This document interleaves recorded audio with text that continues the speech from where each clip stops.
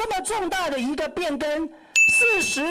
，45亿元的经费可以被一个叫做行政费用项目全面无上限的来支应，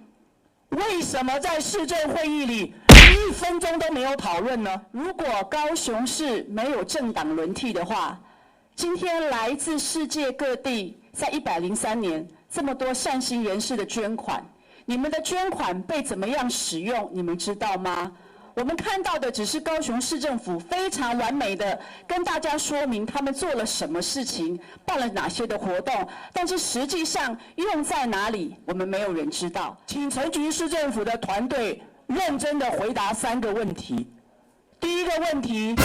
究竟是谁下决定要用帝王条款打开了一个后门，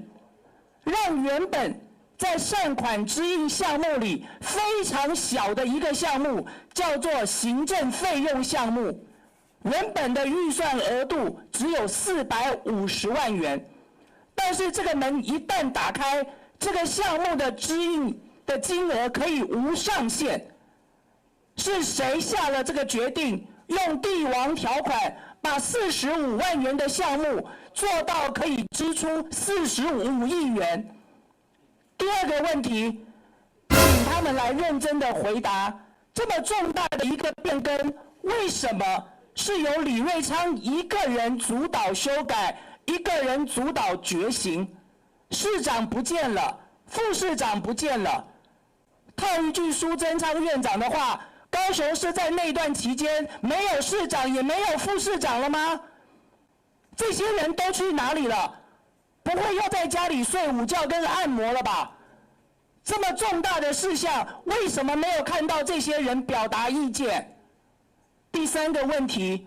为什么这么重大的事项，在市政会议里，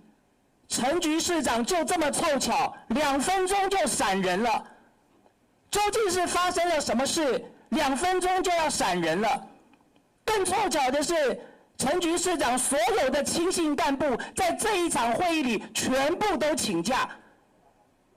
世上有很多凑巧的事，就这么巧都发生在高雄市，都发生在那一场市政会议里吗？这么重大的一个变更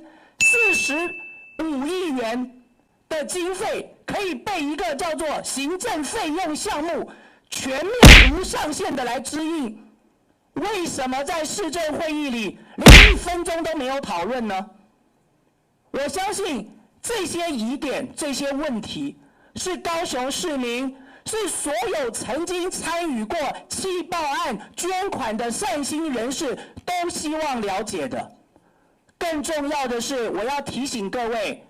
在善款发放的那一年，正是陈菊市长竞选连任的前夕，